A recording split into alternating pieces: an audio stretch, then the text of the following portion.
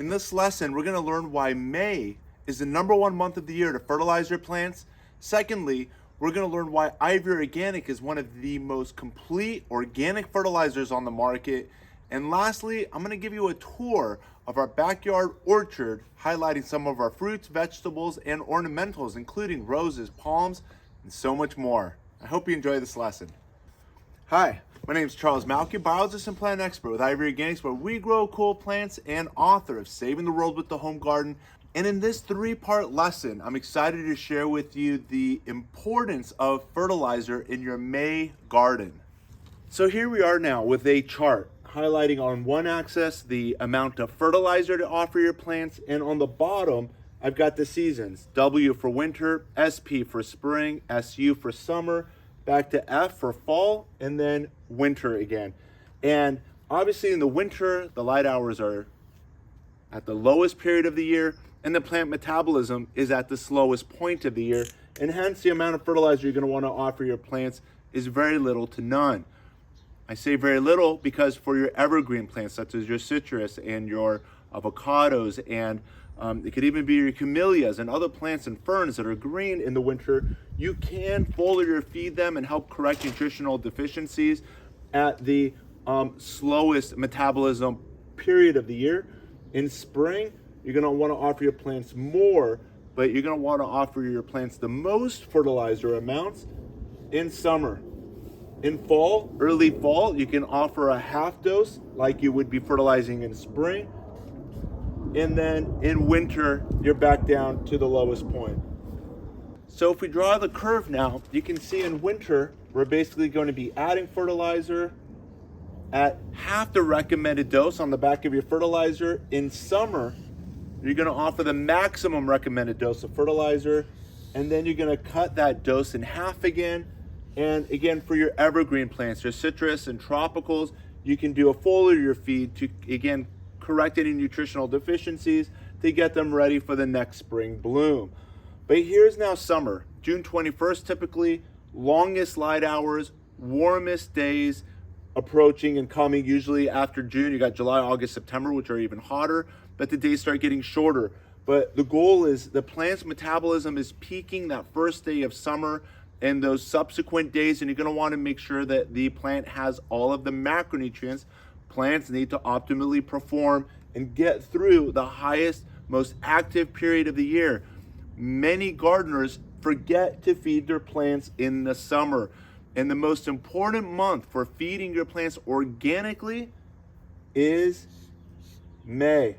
And the reason May is the most important month of the year for organically feeding your plants, and the key word is organic, is because you're relying on the soil biology, and that is your earthworms, beneficial bacteria, and mycorrhiza to break down the organic matter in your organic fertilizers, making them readily available for summer, which is about a month away now.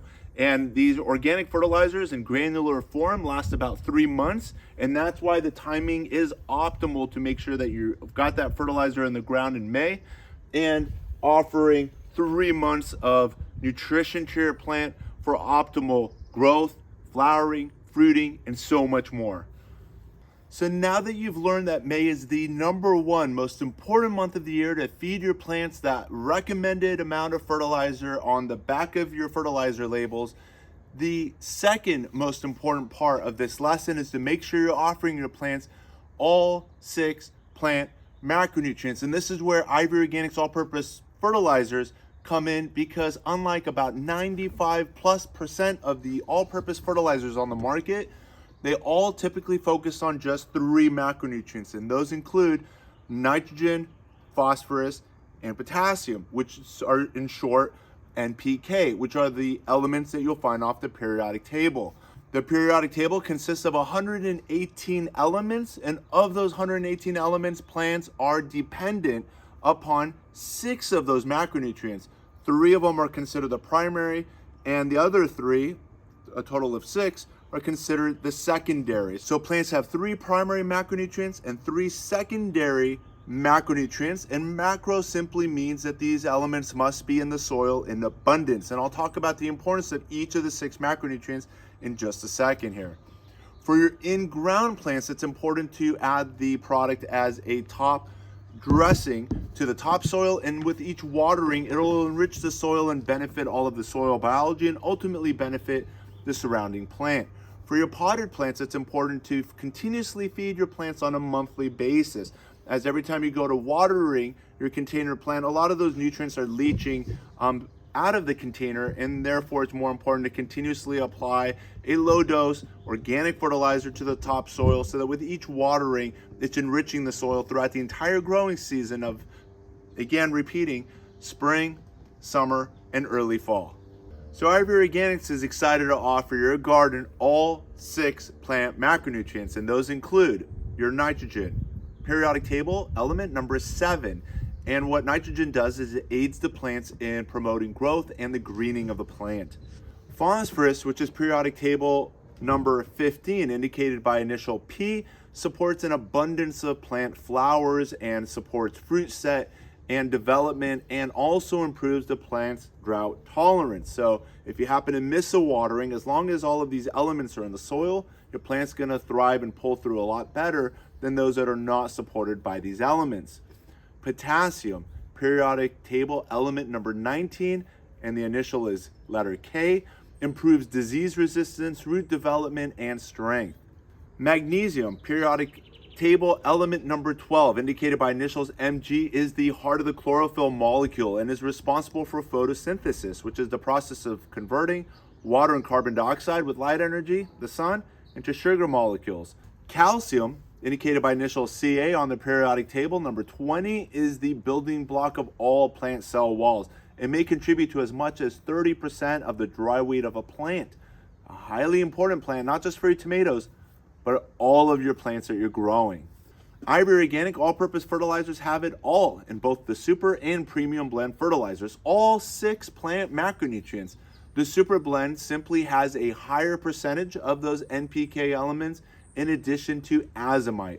And azomite is simply crushed volcanic rock to help offer your plants a lot of the micronutrient nutrition as well. And those are elements that are needed in trace amounts in the soil, again, for optimal plant health, development, and performance. The product can be applied to your soil or as a foliar feed, and even as a supplement to your compost tea. Ivory Organics fertilizers are organic, effective, USA-made products to maximize the productivity, health, life of all your plants and trees. These products also are OMRI certified to support both organic commercial orchards and backyard growers that are seeking to grow the healthiest plants and food with minimal impact to our environment. Check out these products at ivorganics.com and our specials on the 2-packs and trio gift boxes. Also, check out our newly added Shipping Local tab, where we have added many of the stores across the country where you can support your local nursery and get your Ivory Organic brand products. I've included the store names and their phone numbers so you can call in advance to make sure the product you're seeking is in stock. And if your store is not listed, have them contact us on this contact section here on the website. And now, together, let's enjoy this May tour. Follow me. And over here we have some bamboo, and if you come through, you may remember from many, many years ago, we did a 2-in-1 plum tree. 2 different varieties, the Satsuma and the Santa Rosa, in a single hole. And if you could just see the fruit, it's absolutely spectacular. And just to the right of the Satsuma plum, we've got over here some delicious loquats. These are one of the earliest ripening of the fruit. In the footprint of a single tree, we've got kumquats, limes, a ponderosa lemon, and a Lisbon lemon, all growing on the same tree. This was another grafting lesson we did a couple years ago together. Check this out. And this here to my left is my Four Winds Grower semi-dwarf mandarin orange tree. Just check out all the flowers and fruit set going on here. Here I am standing in front of my semi-dwarf Eureka lemon tree.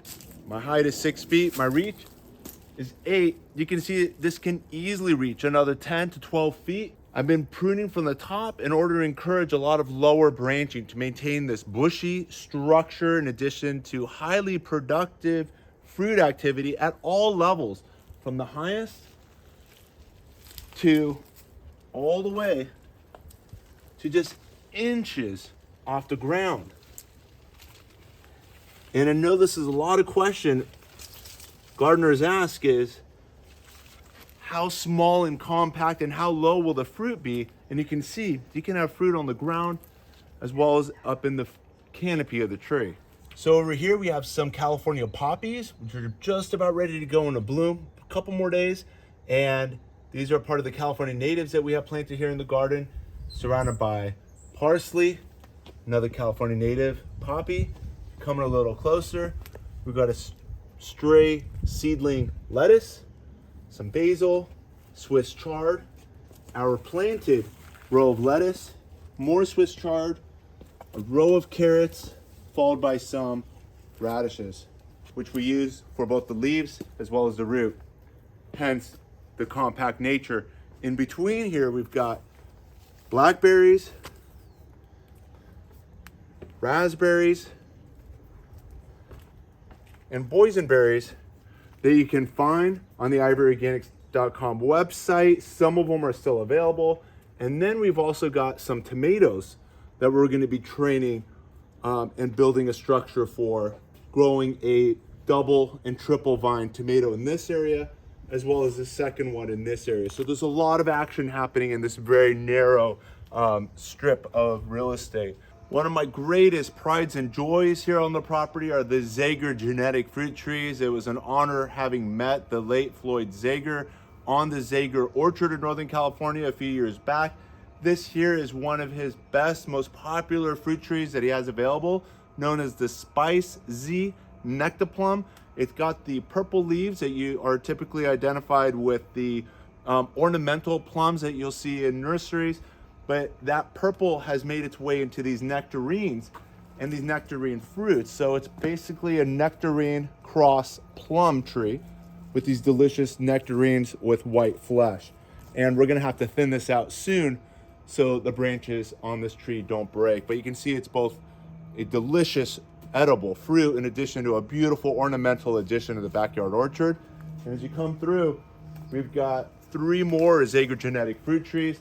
This one over here is my sweet treat pluary. We come in a little further. This one over here is my flavorosa pluot. So it's a plum apricot cross. And if you come in a little further towards the end of our garden, this here is the last of our Zager genetic fruit trees, known as the Dapple Supreme, a cross of 2 delicious hybrid fruit trees that Zager Genetics came up with to make the Dapple Supreme fruit. And you can see over here again the fruit set happening.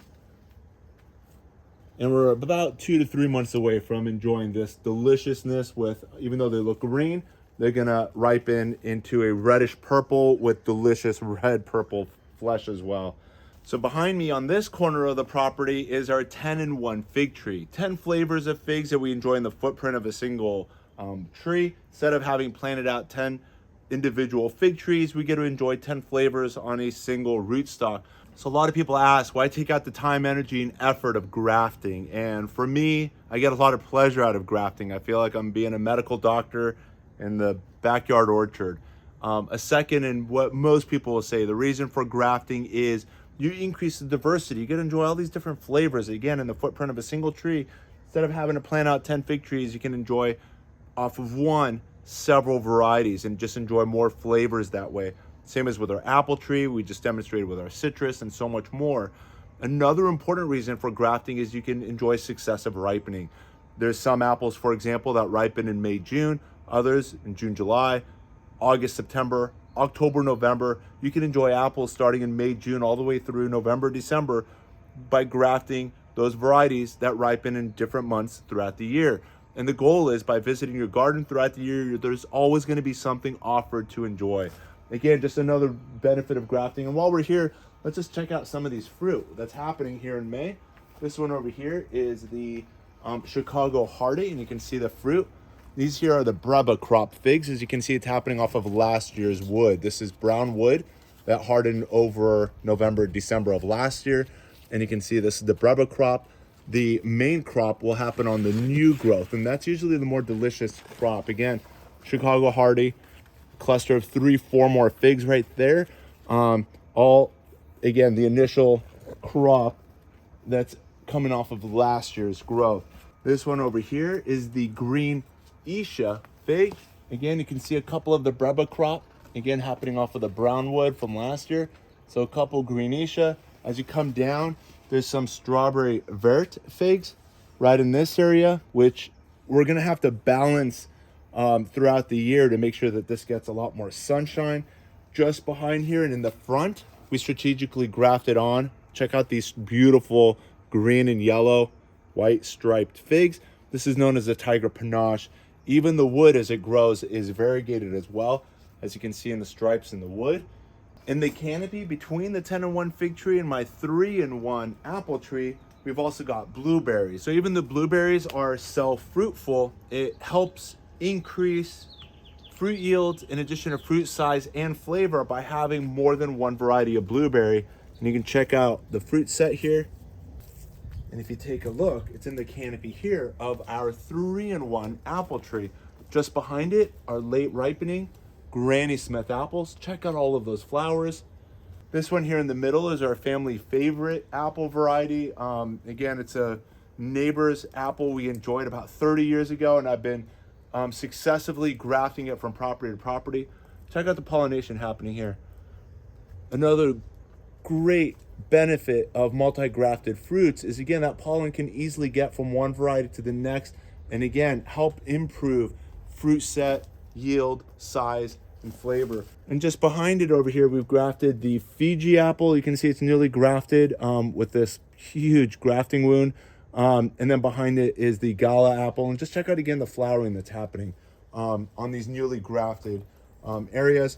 And this here was grafted, again, about, I'd say 6-7 years ago, right in this area over here. So you can see it's almost completely disappeared, the grafting wound right where I'm pointing. And the Granny Smith apple was grafted right around this point over here. So we're gonna have to remove this sucker growth shortly. This one here is the famous ice cream banana. You may remember a couple years ago, we removed the crown because it started just pushing out suckers in so many different directions. And we're just gonna do a little bit of cleanup. We're just simply using paper scissors to remove some of last year's dead branches or dying diseased branches. And going now into spring and summer, again with proper nutrition, it's going to be pushing out a new leaf just about every week. It'll still grow about another at least 5 more feet before it pushes out that bloom. And hopefully we're going to have some fruit set later on this year. Behind it, we've got a containerized Fuerte avocado that I'm going to be grafting on some Hass. So we've got a type A, type B avocados cross-pollinating with one another. This one here in front is the Hass avocado that we're going to be grafting onto this sucker growth that's happening, and much vigorous growth that's happening behind that Fuerte avocado. Basically a 2-in-1 situation here in this containerized area. And this one over here is our sunshine blueberry we also got from Four Winds Growers that we did together with Aaron Dillon. And again, you can see the fruit set and just what a beautiful addition. And again, thriving in the canopy of all these other trees. It's getting that nice, beautiful morning light. And setting fruit that we're going to get to enjoy pretty soon. There's a lot of different ground cover we use throughout the property. You saw the California poppies. Over here we got California fuchsia. Within the next week or two, these are going to start blooming in beautiful red and attracting to a lot of butterflies, and hummingbirds love these California fuchsia plants. They're easy to grow and propagate by way of cutting. They seed, they run some runners, again mildly, and kind of fill in a pretty good growing space. But the importance of California natives, I just want to share, for those of you living in California, is you're helping to support your native ecology with pollinators that'll help further push more fruit set and success, whether it be your vegetable garden or your fruit trees that you're trying to improve by putting in those native plants. And again, for us here in California, California fuchsia is one of my favorites, California poppies among others, which I'll share with you as we continue the tour. As you can see, a lot of the wires that are supporting our night lights also are growing passion fruit vines.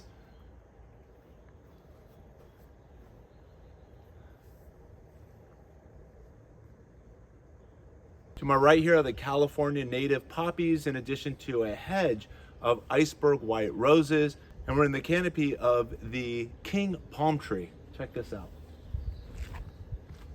There's got to be about 1 million blooms, at least 1,000 of these iceberg white roses on its way. Check these out.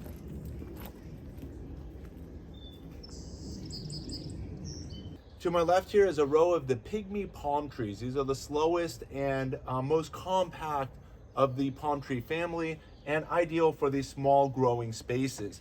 Towards the end over here, I've got one of my favorite palm trees known as the Senegal palm. And even though it looks small and is kind of fitting with these other palm trees, this one here can grow to about a height of 15 to 25 feet. And what's so cool about it is it creates these sucker growths off the bottom. So as the tops get too tall or too large, we can always generate more palm trees off of this single planting that we did about 2 years ago, when it was simply about 2 to 3 inches in height. Let's come towards the center of the property. The Senegal palm being one of my favorite palm trees I've got planted here again. This is actually the third one I have here on my property. And again, what's so cool about it is if they get too tall, you can always remove the tallest palm tree and always enjoy some of the sucker growth that you can control and manage from year to year, decade after decade, century after century. And just such a beautiful focal point to the property. These here are some seedling olives from an olive tree that we had in this vicinity. And the last thing I want to share with you is another climbing rose here behind me. And just check out how beautiful and magnificent this structure is that's just going into bloom. Well, I hope you've enjoyed this lesson on the importance of fertilizing your plants in the most important month of the year, May. May is the month that you need to follow your fertilizer instructions and offer your plants all the required fertilizer that your fertilizer label requires. In the months of spring and early fall, you can apply simply half the recommended dose since your plants are only growing at about half its metabolic rate and still achieve the maximum genetic natural potential of those plants that you want to plant on your property. We hope Ivory Organic gets to be a part of your growing successes, and as always, if you've enjoyed this lesson, give us that thumbs up, share us with your gardening friends and family. And for those of you that are new, take a second right now to subscribe and hit the push bell notification to stay connected to all of our educational lessons as soon as they become made available. And as always, wishing you all happy gardening.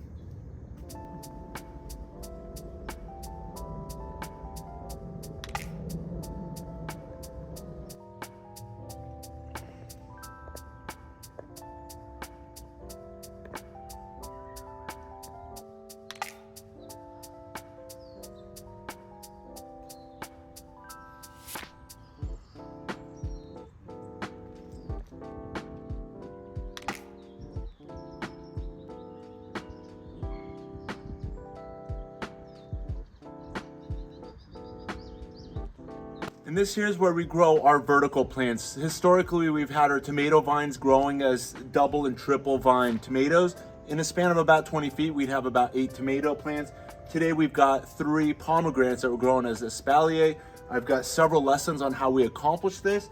We've got a color spot here with a geranium, and this here is one of 3 different varieties of pomegranates that again cross-pollinate each other to support fruit. In between, we've got some raspberries as well that are offering fruit between the trees. And this here is a second variety. What's so great over here is I'm starting to notice that we've got some blossoms happening as well. And check this out over here, another cluster of flowers. So we're expecting some fruit this year on pretty much all of these. Within the upcoming few weeks, all of these should be going into maximum bloom with these beautiful orange flowers. And this here is a third variety, pomegranate flower. As you can see again that we're training as espalier alongside. And check out the post just right over your head. We've got dragon fruit that we're training on the same posts that are being used to train the pomegranate trees. Behind me here is the Hilda's Honey Green Fig that we grafted upon it. 10 flavors of fig, some of the most coveted varieties in the country that we got from Paul Talley of the California Rare Fruit Growers, as well as the Fig Hunter, David and Priscilla Burke, and last but not least, Daniel Chen in Texas. And you can see the grafted varieties that we've got now protected with the Ivory Organic 3-in-1 Plant Guard. We're using it as a tree paste as it dries on porous compared to latex and tar-based products which trap moisture and can result in underlying rot. So this is a healthier way to protect your pruned surfaces. And again, another successful graft and another successful graft. And then these here we're still nursing using our paper towel method, which again, you can find in the video description below and was demonstrated earlier this year.